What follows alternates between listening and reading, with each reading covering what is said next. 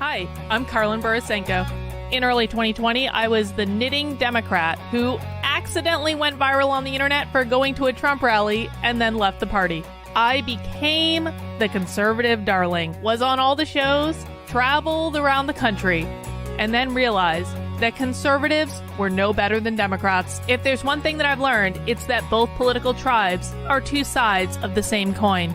But it wasn't all bad. On my journey, I became obsessed with understanding the woke ideology and the culture war. I broke the story of the city of Seattle doing segregated training with its employees. How bad has this stuff become?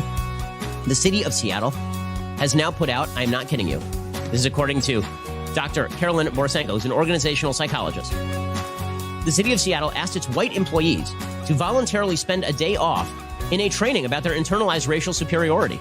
I broke the story that led to the first ever federal lawsuit against critical race theory in the schools.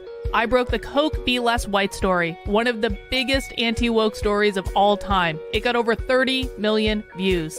Coca-Cola's corporate headquarters even had to change their outgoing voicemail. Throughout the past few days, you may have seen inaccurate reporting on the content of our recently launched diversity, equity, and inclusion training program. I exposed the schools in Burlington, Vermont for grooming middle school children live on the internet. They called me an unwoke cult leader for that. And the Vermont Human Rights Commission slandered me publicly as being a hate channel. I even got called a hero in Breitbart for exposing that the Washington Post was writing a hit piece on Christopher Rufo. I have broken story after story after story about what's going on in the public schools, from Cambridge, Massachusetts, to autistic sex education, to the Department of Education in Michigan, literally training teachers all over the state how to groom children. I wrote a book called Actively Unwoke, the ultimate guide for fighting back against the woke insanity in your life. I host a podcast all about fighting back, and I'm downloading all of my knowledge to you on my Substack, carlin.substack.com. The world is a crazy place. We are literally surrounded by cults on all sides. On this show, we're going to do a deep dive into all aspects of the culture war, and I will show you the dark, dystopian underbellies on both sides. Here are the commitments I'll make to you. I will always tell you the truth. I will always bring you receipts. And if you stick with me, I promise you will see the world differently. Welcome to the cult. Please mount that like button for me and subscribe if you feel so inclined.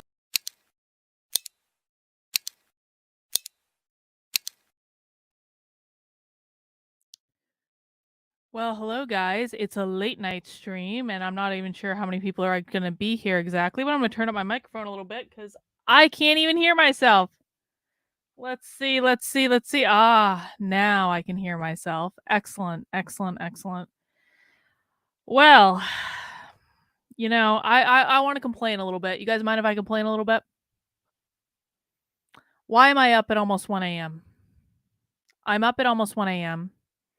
because I'm working on putting together a story that is pretty complex because it involves a lot of clips from different sessions at the socialism conference.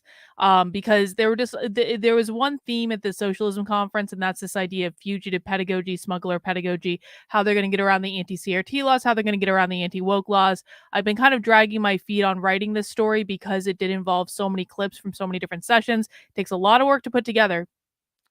So I was up at 1 a.m. writing it, and at 1 a.m. writing it, I found out yet another big name conservative influencer has stolen my journalism without giving credit for it.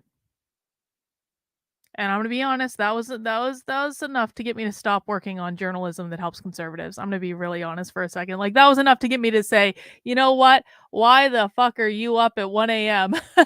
These assholes don't appreciate anything you do. Why were you up at 1 a.m. doing journalism that would probably help conservatives that they would then steal to give it to make themselves look good to Ron DeSantis?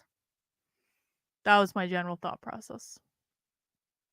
You know, this isn't this thing with the ALA president. This is not the first time that conservatives have stolen my journalism. They've been doing this for years and years and years. And what I mean by stealing is they take things that they take clips They take information, they take stories that would not exist if I hadn't gone and found them.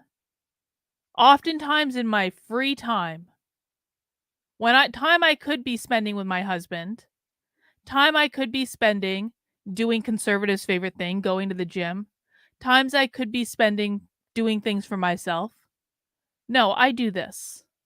I do this. This is what I do for fun. And so these stories that conservative influencers, I'm not going to call them journalists, I'm not even going to call them commentators, they're fucking thieves. These stories would not exist if I hadn't gone and found them and then packaged them in a way that people could understand and then published them. The problem is that all of that takes a tremendous amount of time. The journalism that I do is extremely labor intensive. The stories I do are long form. The content I do is long form, which means that gathering the content takes a ridiculous amount of time and energy and focus. And then you want to talk about breaking it down to make it easy so people can understand it. That's extra on top of it. And not every story I do goes viral, so they don't steal my stuff all the time. But every single time I have a story go viral, inevitably, without fail, it is predictable. You can set a clock to it. The same big name conservative accounts will steal it, pretend they don't know where it came from, not give any credit for it, and report it as though, oh, we just stumbled upon this. Well, someone has to do the work to create the stories, guys. Someone has to do the work to create the stories. And all that time that I spend researching, planning, writing, clipping, everything. Where do you think that time comes from? Where do you think it comes? Why do you think I'm doing this at 1 a.m.? Where do you think it comes from? And then these big name accounts hijack it, take it as their own. You know, Donald Trump Jr. retweeted my story the other day, but he did it from an account that didn't credit me. Libs of TikTok tweeted my story the other day. Libs of TikTok knew where it came from. She knew where it came from. I know that for a fact. And she still tweeted it without a credit or a source. And now, Jack Posobiec, the good Catholic that prays his rosary and would always keep the commandments, the good Catholic Jack Posobiec, stole my fucking journalism. You know, I met Jack Posobiec on like multiple occasions.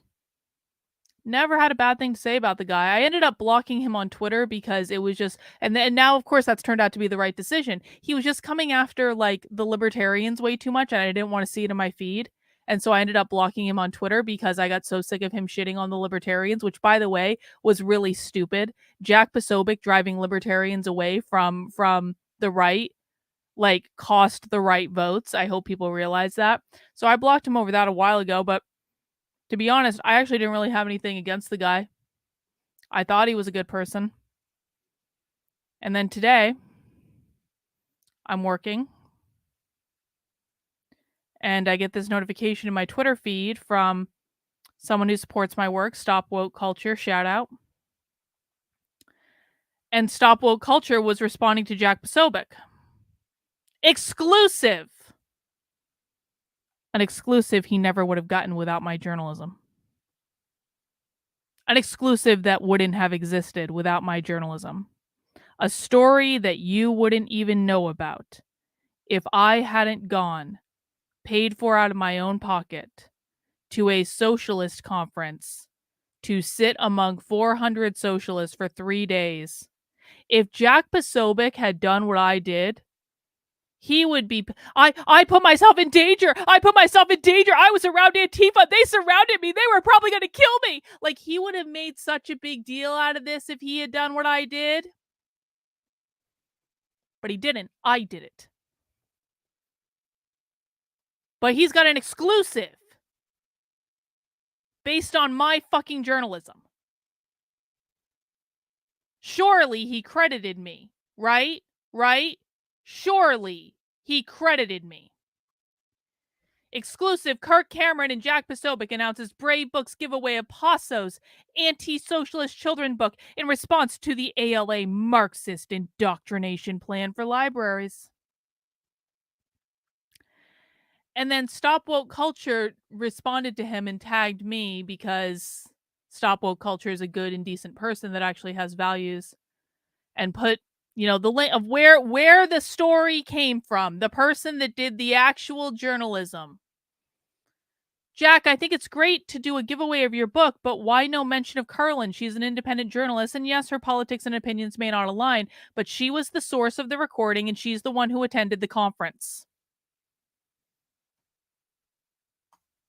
Let's look at human events. The Paso Daily Brief, the great Catholic journalist who prays his rosary and would never break the commandments. Jack Posobiec. Let me get the sound set up on this so we can hear it. Because I'm sure he must have told people where he got the clip, right? He must have. Jack Posobiec is a good Catholic. He would never do anything like steal. He would never do that. Cameron and Jack Posobiec announced Brave Books giveaway of Paso's anti-socialist children's book in response to the ALA Marxist indoctrination plan for libraries. Brave Book author Kirk Cameron made a big announcement on Human Events Live. Earth-shattering, even. In light of the American Library Association's plan to turn public libraries into Marxist indoctrination centers. How did they know about that? How? Someone remind me how they knew about that. Someone remind me. Everyone who buys a copy of The Island of Free Ice Cream will receive a second copy they can donate to their local library. The Island of Free Ice Cream is Jack Posobiec's children's book about the dangers of communism. If the ALA is going to push socialism onto American kids, Brave Books will be fighting back. It's all about the dangers of... He's literally using my journalism to shill his children's book. Does everyone see this? He is using my journalism without crediting me to shill his children's book. And here's the point where I have to say, out of obligation, good for him for writing a children's book, I guess. Because if I don't say that, why are you complaining that he's selling a children's book? Why are you... That's what conservatives are going to say to this. Why are you complaining? He's sharing it. Why are you complaining? Well, I'm complaining because the information actually came from somewhere. And not only did the information come from somewhere, I actually put myself in real physical danger to get it. Doing the thing that literally zero conservative journalists did. Zero. None of them knew about this stuff. I've been researching this stuff for a year. I've been researching all these people for a year. I've been researching this organization and this conference for a year. Zero conservative journalists did what I did. But they'll use it without credit to shill their children's book.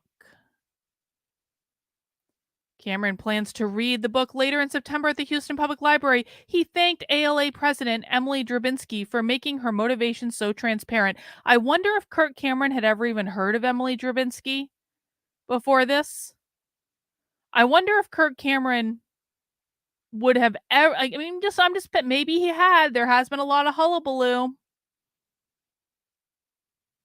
Maybe he had. I don't know. The two discussed the American Libraries Association's shocking plans to implement socialist organizing within the nation's public library system, called out the president of the ALA, and encouraged states to pull out of the association. Where did they get the journalism? Where did they get it? How did they know? How did they know about the American Libraries Association's shocking plans to implement socialist organizing in the nation's public library system? How did they know? Well, speaking at the 2023 Socialism Conference, oh, had you assholes ever even heard of the Socialism Conference before I gave it to you? And by the way, Emily wasn't speaking at the conference. This is something that conservative journalists have consistently gotten wrong, even though I very clearly explained it. I very clearly explained it. Let me go to my article. Let me go to my actual journalism, which is on my Substack, which is Karlyn, Karlyn, .substack.com, which, by the way, if you want to support real journalism, if you want to support the journalism that Jack Posobiec will later steal and pretend that he is the one that discovered it, if you want to support the real journalists who do the work that Jack Posobiec and Libs of TikTok and all the rest of these assholes eventually take credit for without mentioning where it came from, you can sign up for $8 a month or $80 a year on my Substack, because God knows if Jack Posobiec doesn't have someone else doing his journalism for him, he might not have anything to talk about. But let's go in and actually see what happened, which was clearly reported on my Substack.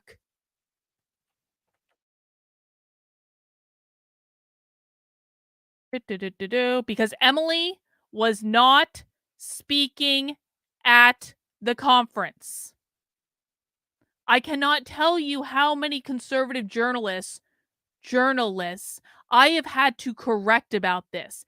Emily was not speaking at the conference. What happened, and the conservative journalists stealing my work would know this if they had actually done any of their own research. How socialists do presentations is they have a 90-minute presentation. For the first half of the 90-minute presentation, they have panelists that read a paper or present a speech or do something that are official speakers at the conference. For the second half of the presentation, because these people are collectivist, they want to get as many people involved as possible. And so they have a microphone in the middle of the room that any person in the room can go up to the microphone and offer additional discussion points, ask questions, say what they want to say, promote their own work, whatever they want. Any person in the room can go up to the microphone and they get 2 to 3 minutes to say whatever they want to say. And it may have something to do with the panelists and it may not. This is how socialism conferences work. Emily was not speaking at the socialism conference. Emily was attending the socialism conference. Emily was in this presentation called Freedom to Learn: Black and Asian American Solidarity Against Attacks on Anti-Racist Education. She was not speaking in it. She was sitting in the room listening to it with every other person in the room, and I just happened to be there. And then, as is the only place that this has been correctly reported, because I was the one that was actually there, after the presenters held a rousing discussion, including discussion how to smuggle socialist ideas like critical race theory into the classroom, even when the law outlaws it, they call that fugitive pedagogy. That's the article I was working on writing tonight. There was an opportunity for attendees to comment. Emily got in line at the microphone. She was called comrade, just like the others in line. And when it was her turn, she said this: "I'm Emily and I'm a librarian." There was a huge round of applause because everyone in the room knew who Emily was.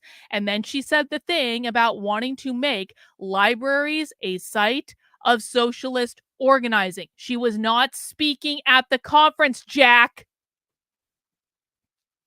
That's what actually happened. And my Substack, per usual, is the only place that's reported it correctly, and the rest of them are just coming in and stealing it while not knowing what they're talking about. So no, Emily was not speaking at the socialism conference. Let's continue. Well, speaking at the 2023 Socialism Conference, which Human Events had never even fucking heard of until I handed it to them on a silver goddamn platter. Emily Drabinski, radical Marxist and president of the American Library Association, insisted that libraries need to be a site of socialist organizing. Oh, did she? How did you know that? Really? Really? How did you know that? Let's watch this clip because surely in this clip, Jack Posobiec and Kirk Cameron, who are both good Christians, okay? Kirk Cameron is basically the most Christian person that has ever lived, and Jack Posobiec is a good Catholic who prays the rosary. I'm sure neither of them would steal someone's work. It would never happen. Surely they mentioned where they got this information. Surely that must be the case. Let's listen. Great books author. It is the great Kirk Cameron joins us once again. What's up, Kirk? Hey, Jack. I'm just glad you didn't call me comrade. Thank you. I appreciate I was that. close. I was close. Ollie. Yes, thank you for returning to show, comrade. We're very happy to have you here. Очень приятно. But speaking of communists, though, we do have a clip of a communist, but it turns out that this one isn't from Mother Russia. This is a communist who comes to us right here in the United States by way of the American Library Association. Where did you get that clip, Jack? Where did you get that clip?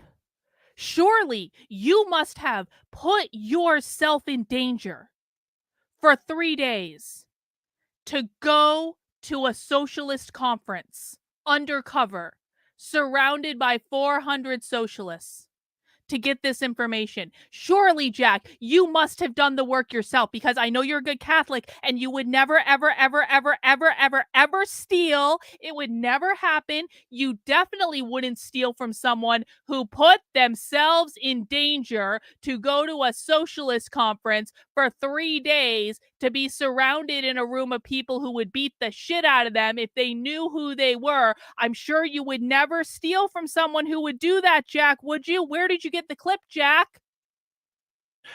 Producer Angelo, play the clip for us. This is crazy stuff. So this camera will be followed by the camera in the green, followed by the camera here.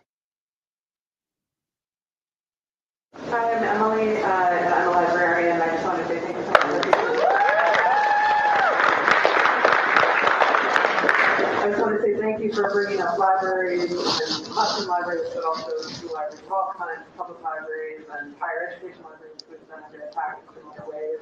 But I think your point that public education needs to be a site of socialist organizing, I think libraries really do too. And that happens, I haven't seen that for the person working in libraries, but I think there's real opportunity here to both connect what's happening in public education, what's happening in libraries, but also we need some help in the libraries, and we need to be on the agenda of socialist organizing. So I just want to go and say that. So thank you. For work and stick your neck out and then find out a difficult time with the inspiration to me.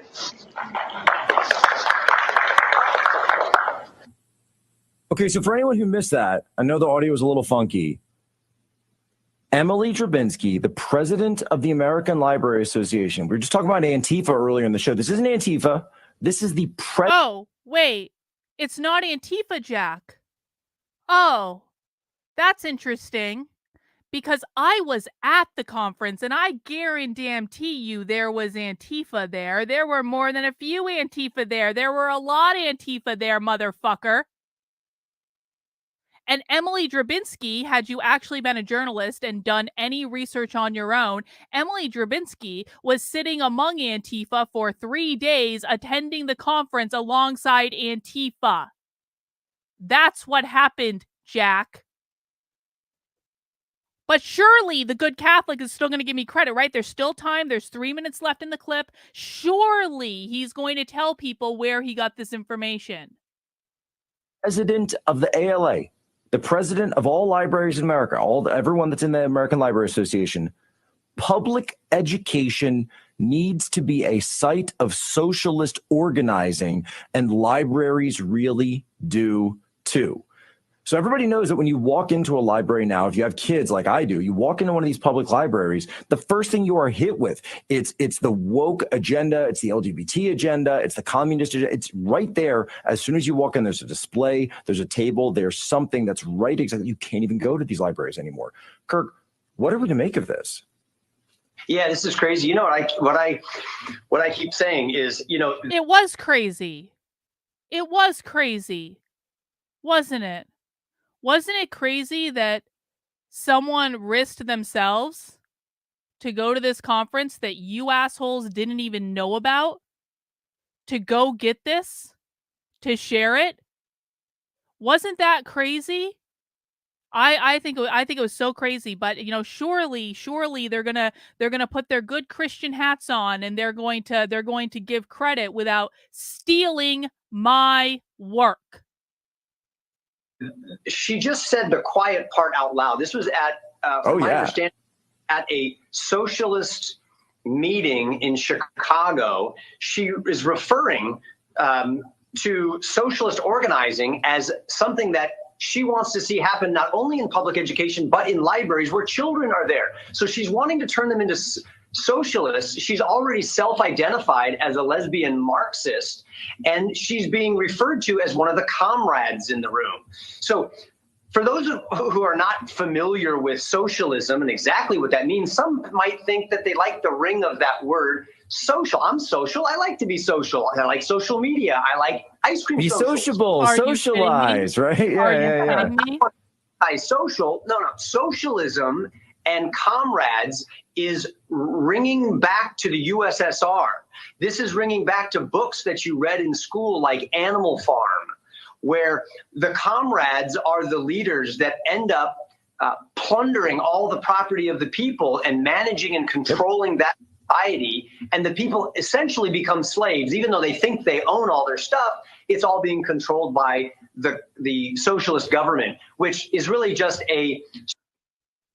I would like to officially invite Kirk Cameron to attend Socialism Saturday once or twice so that he can actually learn what the fuck he's talking about. Because if Kirk Cameron had ever attended a Socialism Saturday, he would actually know. He could just attend one single Socialism Saturday and he would know more about real socialism and what they're actually trying to do than he knows right now. But of course, Kirk Cameron is a famous actor who is also a Christian, and so he is the expert.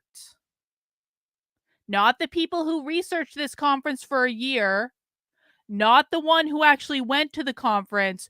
Kirk Cameron is the expert in socialism, guys. You can all... I'm going to retire. No more Socialism Saturday. No more socialism journalism.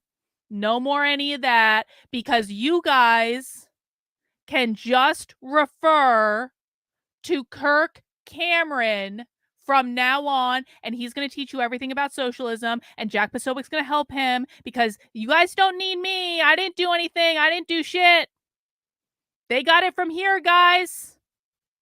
I hope you enjoy it from now on. I'm going to go on Saturday.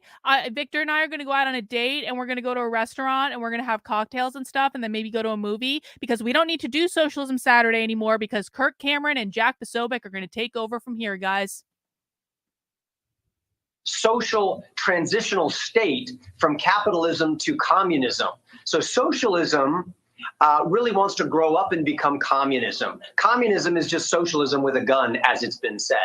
So Emily Drabinski, if this recording is accurate, is saying that that's her goal. If this recording is accurate, how could you possibly have verified that the recording was accurate? How could you have possibly verified the veracity? Could you maybe have talked to the person who got the recording in the first place, maybe me, I don't know. You would have to mention my name if you talk to me, maybe, or maybe you just wouldn't even do it then. You could maybe be like, we're just doing this on background because we can't give you public credit for the work that you did, that you put yourself in physical danger for, because, Carlin, we just can't do it. We have to maintain the illusion that we actually do real journalism and know what the fuck we're talking about. Maybe they could have reached out to the person who actually did the journalism that they're reporting on without credit. I'm just saying. It's a possibility.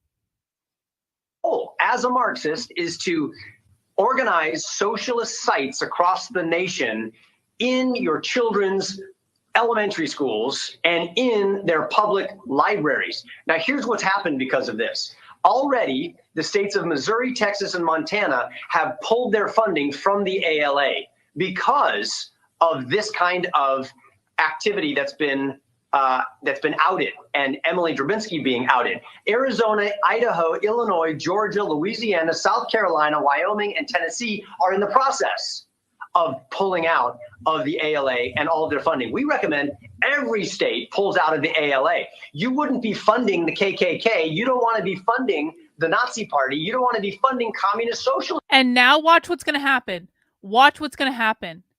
Kirk Cameron and Jack Posobiec are going to go, probably more Kirk Cameron. Well, I get probably both of them because Jack Posobiec's got a book to sell. So, we got to sell books. That's what's really important.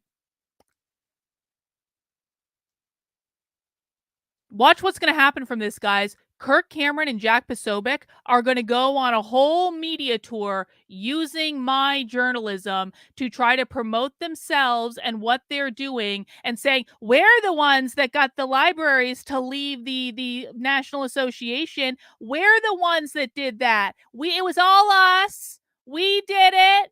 Pay no attention to the journalism that we don't give credit for. It was all us. Parties, they hate the American constitutional republic that leads to our blessing and our protection. They hate the family values and the treasure of God's word that this nation was built on. Oh, a mention of God, of course. A mention of God. Because we always had to put God first.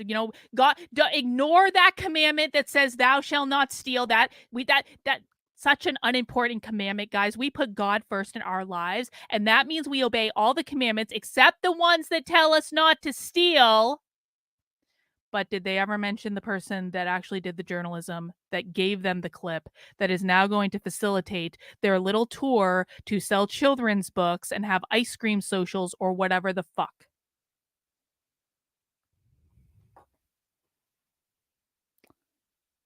Posobiec, who explained that American liberties are under attack by a communist agenda through their woke displays that feature LGBTQ children and socialist propaganda which targets children, asked Cameron about his thoughts on Drabinski's comments. Jack is going to save us all, guys. Like I said, Jack Posobiec is going to take over Socialism Saturday from now on. And this just basically recounts it. And, of course, the person that did the actual journalism that they base this entire article on is not mentioned at all. No mention.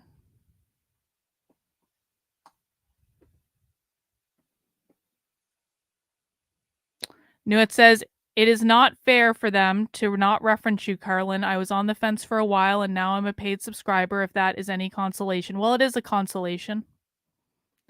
Because the only way that I can do the journalism that I'm doing is with normal people supporting my work.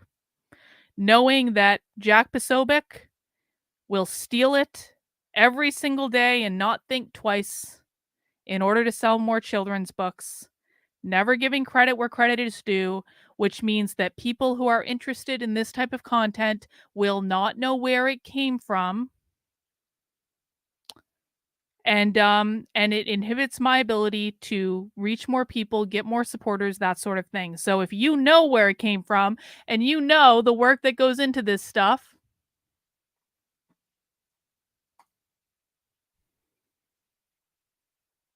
then I do appreciate when you sign up as a paid supporter, because this is the only way that I can fund what I'm doing.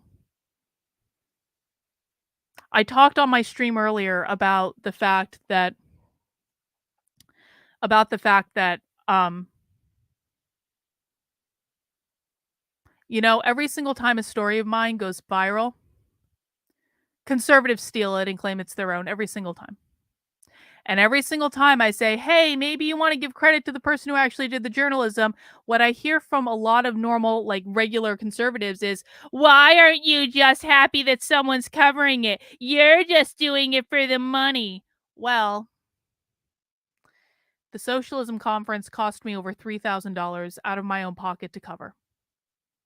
And I didn't know that Emily was gonna be there. I didn't know if I was gonna get anything. It was a very real possibility that I could have spent $3,000 out of my own pocket, $3,000 I could have used for a vacation, $3,000 I could have used to buy clothes or beer or knitting or a present for my husband who puts up with way more than he should. I could have used that $3,000 for any number of things.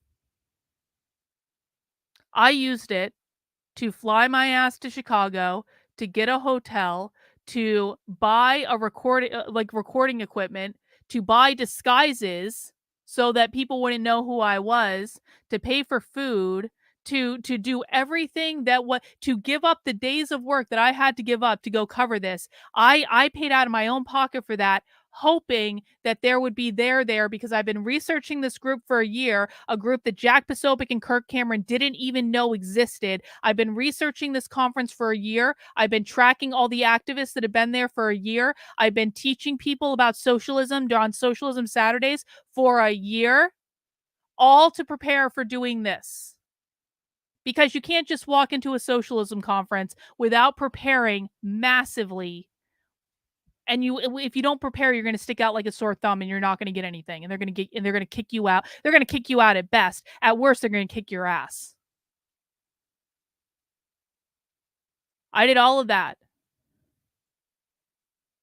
and paid for it out of my own pocket to do it and put myself in real physical danger to do it. And conservative influencers can't even bother to say, this is where we got the clip from. And average conservatives, I'm not saying everyone because I know there are people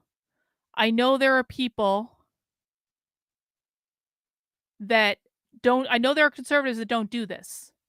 So if you don't do this, I'm not talking about you. But average conservatives, when I say, hey, you know, maybe you want to give credit where credit is due because I really pulled one off here.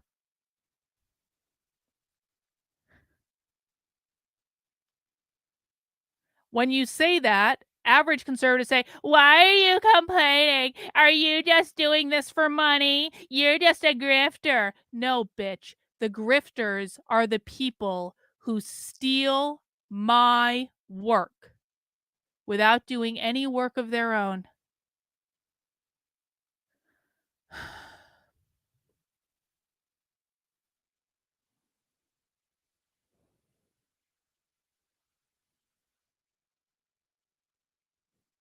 Will they cover any of the other stories that I release from this? No.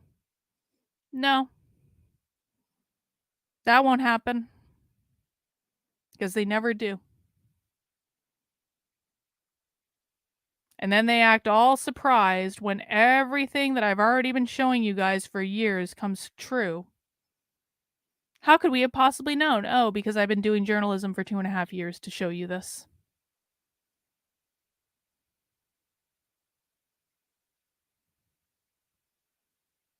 So, if you guys want to support the work I'm doing, hopefully tomorrow I will have an article coming out. Do you guys want a preview?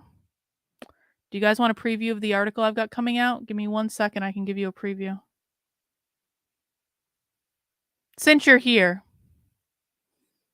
you want a preview of the article that's coming tomorrow, hopefully.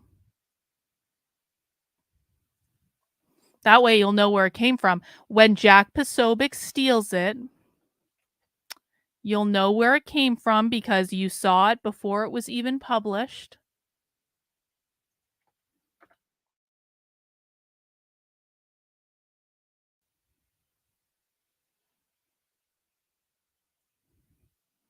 Let me make sure. Is this the right one?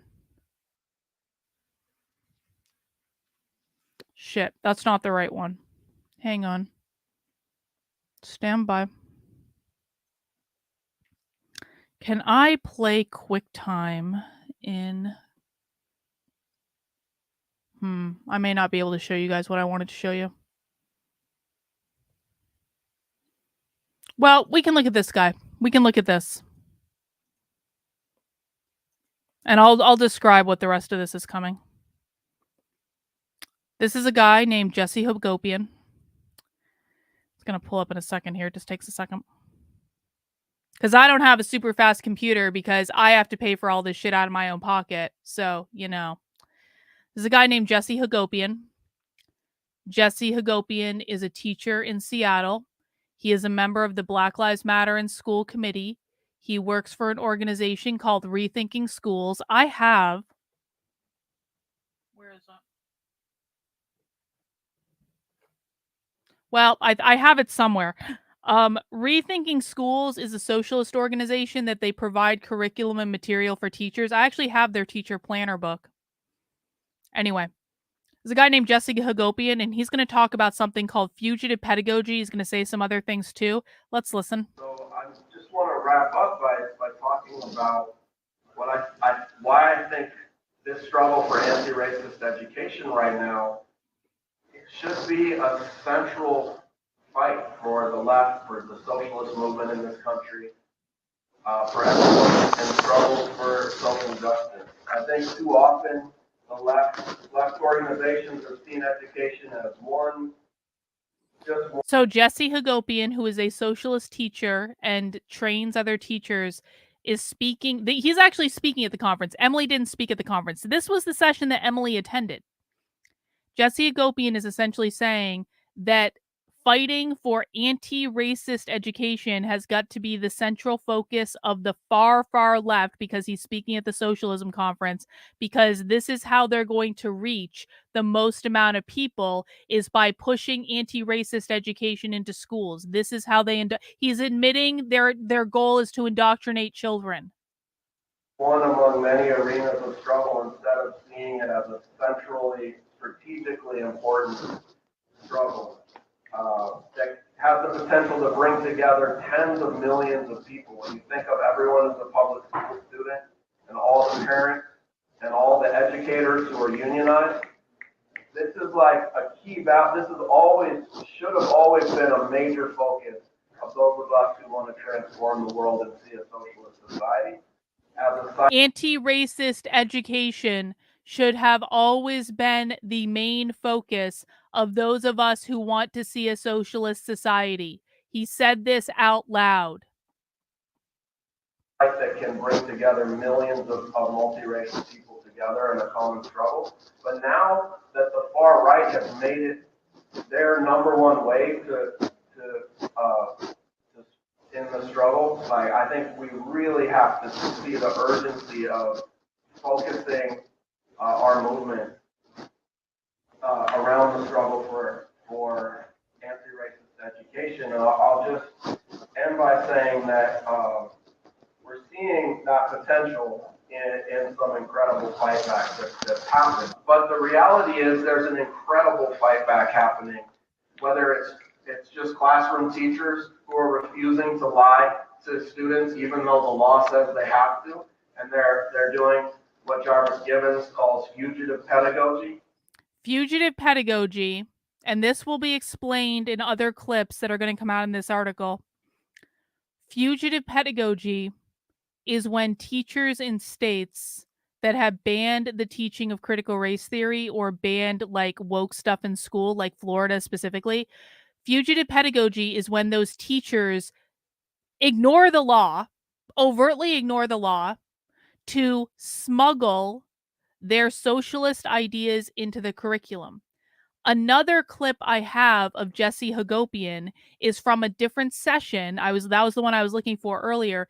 Jesse Hagopian literally confesses that he worked with socialist teachers to break the law in Florida. He says it flat out. There is no confusing it. He confesses that he from Seattle worked with teachers in Florida to break the law, which means that if Ron DeSantis' government wants to find out what public schools paid Jesse Hagopian money, they can find out what schools broke Florida law and who approved it. I also have another clip of someone who's speaking at Florida Atlantic University, which is a public school in Florida, flat out saying that they are breaking the laws in Florida. That should be coming out tomorrow. Hopefully. But I gotta be honest, I'm feeling a little dejected right now. I'm feeling a little dejected. Because it seems that no matter what I do, no matter if I put myself in physical danger, no matter what secrets of the far left I unearth, that no one else is looking at because I'm the only person that I know of tracking these people. If you know of other people who are doing this, then please let me know. Because I don't know if anyone else is doing this. And it seems that no matter what I do, they can't even say, "We got this from Karlin Borisenko, independent journalist. Go learn more on her Substack." They don't even have to say that. Just link to the fucking source. Why is this so hard? Why is this so hard? You will see this in my Substack. I go out of my way to credit people. There are a lot of activists out there who are doing hard work in their free time. And I go out of my way every time I cover something that someone else has covered, that I got from somewhere else, that I pulled off someone's Twitter account, that someone else spent the time and the energy to put out there. I make sure I give them credit and I link to where I got it and I tell people to go follow them because that's how it should be done. This is not hard. Why do conservative influencers not know this? These are the same people that will tell you to pull yourselves up by your bootstraps. These are the same people who will say, if you just keep your head down and work hard, it's going to be okay. American dream, rah, rah, rah, 1776. And then they are the very first people, and it is like clockwork. It is like clockwork. Do you guys know why I designed the thumbnail like I did that has my Substack link in it? Because I knew as soon as I got that ALA clip, I knew that the big conservative accounts were going to steal it. And if the only thing I could get was putting a link to my Substack in the video, knowing that they would probably be too lazy to download the audio and separate it from the video on their own, then that's the best I can do. So then they'll say, well, at least your link is out there. Well, I guess. But would it have been hard for you to say, thank you, Karlin, for putting yourself in physical danger to go to the conference to get us the material that we damn well didn't even know existed? And we sure as shit weren't going to go get it ourselves. Would it be too hard? Oh, I'm sorry. They were too busy shilling their books. Too busy shilling their books to say, hat tip, Dr. Karlin B. You know, it's just like, this is not hard. This is not complicated. Jenny's getting inky with it. Thank you for the super chat. If they were serious about winning, they wouldn't be giving the book. They would be telling people to request the library to get it. If the library is buying it, they have less funds for other stuff. That is exactly correct, Jenny. That is exactly correct. But the reality is that Jack Posobiec and Kirk Cameron do not care who gives them money. All they care about is that they are given money, and that is it. They don't care about the source. As long as it goes right in their pocket, that is all they care about.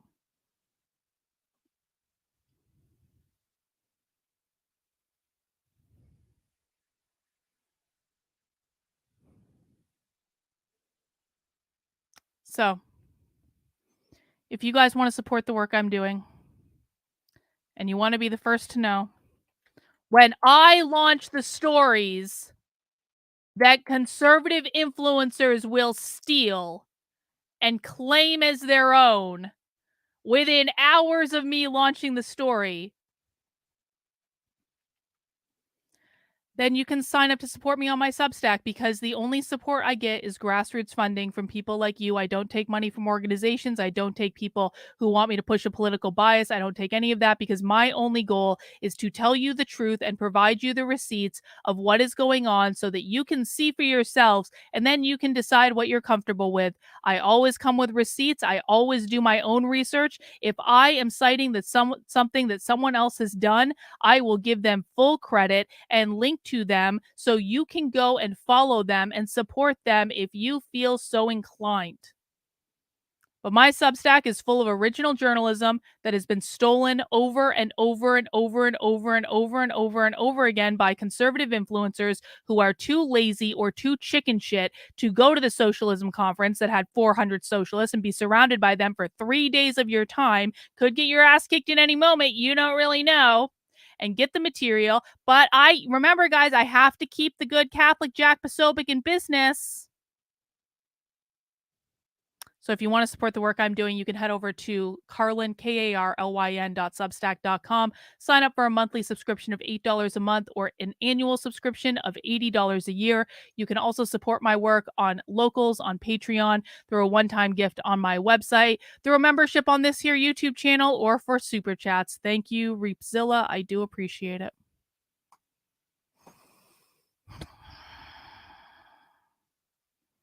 No, I'm not getting that MyPillow money, and I never will, because I'm not shilling anyone else's products. I'll shill my own products. I'll make my own products. I don't need to shill for someone else. If you guys want to support my work by buying cool merch, Jack Posobiec can use my journalism to shill his books. I'll use this stream to shill my merch. You can head over to the Unwoke Art Store, which is unwokeart.com. I got all sorts of cool t-shirts. I've got the only limited edition Trump indictment victory tour t-shirt that not only has Trump looking dapper on the front, it has a full list of the Trump indictments to include the latest ones in Georgia on the back. It's a cool shirt. I've gotten a lot of great feedback on it. I also have my very own Donald Trump mugshot collection to include a gold frame, because Trump deserves the best, and the hashtag resist fascism, because who's really the fascist in this situation? Who's really to say? It all depends on your perspective. And so you can get that at the Unwoke Art Store. You can get the gorgeous all tears are tasty tumbler, which I have right here. The colors are great. It's one of my favorite things. You can get that. You can get the Socialism Saturday shirt. You can get the Be Bourgeois shirt, which I'm actually wearing right now, is the Be Bourgeois shirt. You can see the colors turned out great. Get all that and more over on the Unwoke Art Store. It is. It doesn't make a difference. It all is. It all has my URL. They all know where it's from. It is. But I shouldn't have to do this. I shouldn't have to watermark every single thing that I do, knowing emphatically that the good Catholic Jack Posobiec will steal it. And not mention where it's just a mystery. It is a mystery where it came from, guys. It is a fucking mystery. So I'm not going to stick around for too much longer, because I've already been talking for almost an hour. I'm going to go. You know what? I think I'm going to go to sleep. I'm not going to kill myself to do journalism tonight. I'm not going to kill myself to do journalism tonight. I'm going to go to sleep, because I can get up and do journalism tomorrow. That Jack Posobiec is just going to have to wait. Libs of TikTok is just going to have to wait. Conservative influence, you guys are just going to have to wait another day to steal journalism, because you're too fucking lazy to do it yourselves. All right, guys. Take care. We'll see you tomorrow.